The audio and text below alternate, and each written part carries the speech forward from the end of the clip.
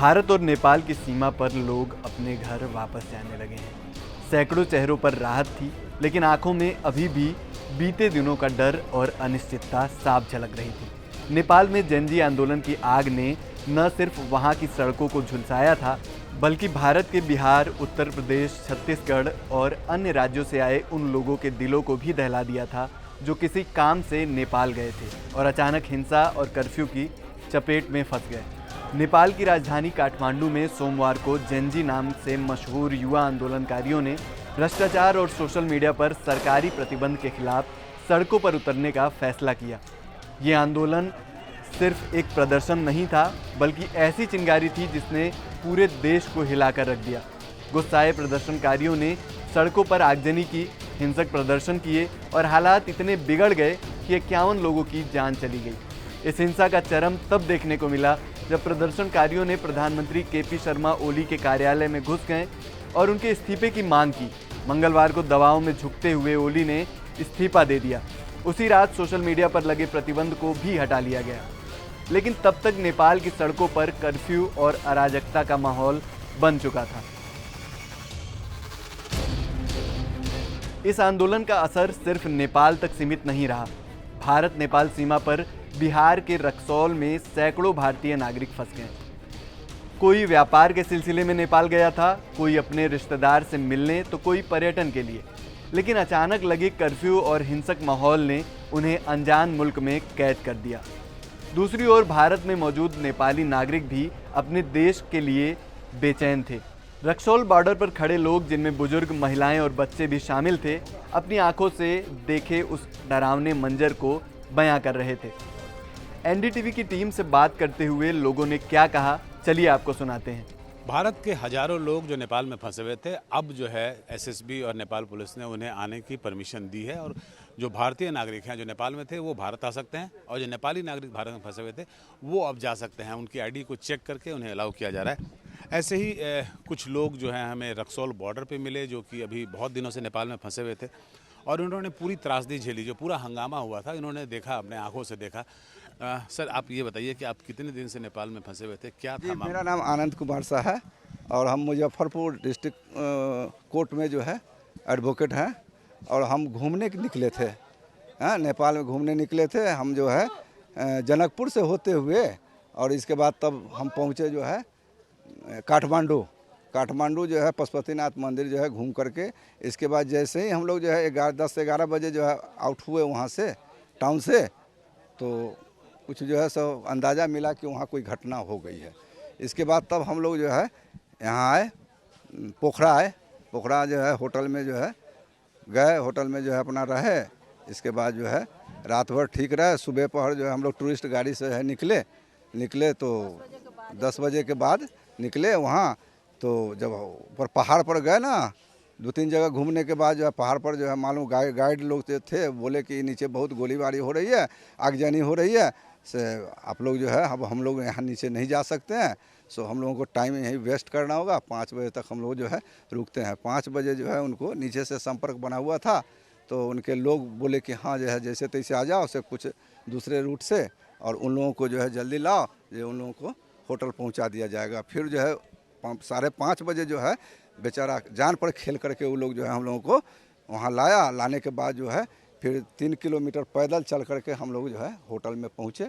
इसके बीच जब हम जा रहे थे ना, तो हमने देखा कि बहुत जो है से स्टूडेंटों का हुजूम, आगे जो है एक माने छोटा गाड़ी पर जो है से लोग चढ़ा हुआ था, ट्रक टाइप का, उस पर इसके पीछे जो है लगभग 500 जो है मोटरसाइकिल, उस पर जो है डबल लोग थे, स्टूडेंट लोग थे, अपना हल्ला कर रहे थे।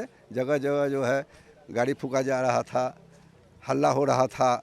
जहाँ नेता का जो है होटल सब था उसमें आग लगा दिया गया। एक तो मेरे सामने होटल के सामने जो है 5 स्टार होटल था, कोई नेता का था, उसमें जो है सो आग लगा हुआ था। 2:30 बजे तक हम लोग देखते रहे कि उसमें आग जल ही रही थी। आप लोगों को मतलब जो इस तरह की तोड़फोड़ की घटना हुई है, जो हंगामा, सवेरे हम लोगों को कोई दिक्कत नहीं हुआ। हम लोगों को बहुत कोऑपरेट किया लोग कि आप लोग सेफ रहिए, होटल में रहिए, आप लोगों को कोई दिक्कत नहीं होगा। जो भी होता है यहाँ सरकारी प्रॉपर्टी को जो है नुकसान किया जा रहा है और जो है सरकार से हमारी लड़ाई है, यहाँ पब्लिक से लड़ाई नहीं है। ना वहाँ के पब्लिक को किसी प्रॉपर्टी को जो है क्षति पहुँचाया गया और ना हम जो है इंडियन लोगों को जो है कोई क्षति वहाँ नहीं पहुँचाया गया। सबको कोऑपरेट किया गया और सही से जो है होटल में जला दिया गया, सुप्रीम कोर्ट के जला दिया गया, लोअर को। हाँ, हम लोग साथ में हैं, मेरे हस्बैंड हैं वहाँ। हाँ, लोअर कोर्ट को भी जला दिया गया। सामने देखे वो क्रॉस कर रहे थे ना, तो सिविल कोर्ट जल रही थी। सिविल कोर्ट में आग लगी हुई थी, पूरा सिविल कोर्ट जो है जल रहा था, धू धू करके पूरा ऐसे हुआ। इसके बाद किसी तरह हम सुबह जो है 12 बजे वहाँ से निकले हैं और तब जा कर के जो है पृथ्वी चौक पहुँच करके इसके बाद एक माइक्रा गाड़ी पकड़ के किसी तरह वहाँ से भागे हम लोग की। आने में किसी तरह की दिक्कत नहीं, आने में जो है वहाँ का जो आर्मी है जगह जगह कोऑपरेट करता रहा है और पूछा है कि कोई दिक्कत नहीं है, आप लोग जाइए आराम से, कोई दिक्कत होगा हमारा आर्मी हर जगह है, आप तुरंत इन्फॉर्म कीजिएगा। इस तरह से जो हम लोग बच्चे बचताते हम लोग जो है यहाँ आ गए हैं बॉर्डर तक।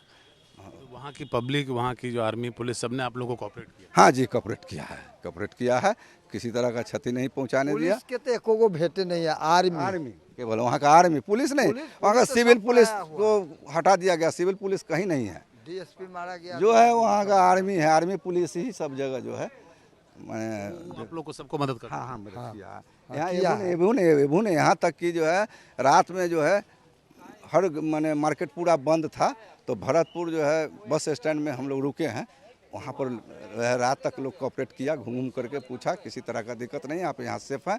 हम लोग जो है सो यहाँ गश्त कर रहे हैं, आप जो है निश्चित रहिए। फिर सुबह पहर जो है हम जो है गाड़ी पकड़ करके वहाँ से भागे हैं। जैतपुर से जो है हम लोग जो है ये ई रिक्शा पकड़ करके भागे आ रहे हैं। ये देखिए बहुत अच्छी बात है ये भाई साहब, हालांकि इन्होंने जो है पूरा जो हंगामा है अपने आंखों से देखा है, लेकिन सबसे अच्छी बात यह है कि वहाँ के लोगों के लिए और वहाँ की जो सेना है उसके लिए ये इनके पास प्रशंसा के शब्द हैं, क्योंकि जिस तरीके से उन लोगों ने इनकी रक्षा की, न केवल इन्हें हर तरीके से सहायता पहुंचाया, बल्कि ये आश्वासन भी दिया कि आप लोग भारतीय हैं, उसके बावजूद भी आप यहाँ सुरक्षित हैं, क्योंकि हमारी लड़ाई जो है वो पब्लिक से नहीं है, हमारी लड़ाई जो है सरकार से है, इसलिए आप बिल्कुल निश्चिंत रहें और सुरक्षित रहें। और ये बहुत अच्छी चीज़ है। ये हालांकि इन्होंने सारा हंगामा अपने आंखों से देखा, लेकिन उसके बाद भी ये एक प्यार भरा जो भाव है वो लेके नेपाल से भारत में आया। शुक्रवार की सुबह जब सूरज की पहली किरण रक्सौल बॉर्डर पर पड़ी, एक नई उम्मीद लेकर आई। नेपाल सरकार ने हालात को देखते हुए सुबह 7 बजे से 11 बजे तक कर्फ्यू में 4 घंटे की ढील दी। सशस्त्र सीमा बल और नेपाल पुलिस ने भारत नेपाल सीमा को खोल दिया। फंसे हुए भारतीय नागरिक को अपने देश लौटने की इजाज़त मिल गई और भारत में मौजूद नेपाली नागरिकों के लिए भी नेपाल वापसी का रास्ता साफ हो गया। नेपाल में धीरे धीरे हालात सामान्य हो रहे हैं। ओली के इस्तीफे और सोशल मीडिया प्रतिबंध हटने के बाद तनाव कम हुआ है, लेकिन काठमांडू की सड़कों पर अभी भी सख्ती बरती जा रही है। शुक्रवार को दिन में 4 घंटे की ढील के बाद शाम 7 बजे अगली सुबह 6 बजे तक कर्फ्यू लागू रहेगा। रक्सौल बॉर्डर पर लोग अपने घरों की ओर बढ़ रहे हैं, लेकिन ये कहानी यहीं खत्म नहीं होती। जेनजी आंदोलन ने न सिर्फ नेपाल की राजनीति को हिलाकर रख दिया, बल्कि ये भी दिखाया कि युवा शक्ति जब सड़कों पर उतरती है तो बदलाव को कोई नहीं रोक सकता। लेकिन इस बदलाव की कीमत भी कम नहीं थी। 51 लोगों की जान, सैकड़ों घायल और हजारों लोगों की बेचैनी इस आंदोलन का हिस्सा बनी।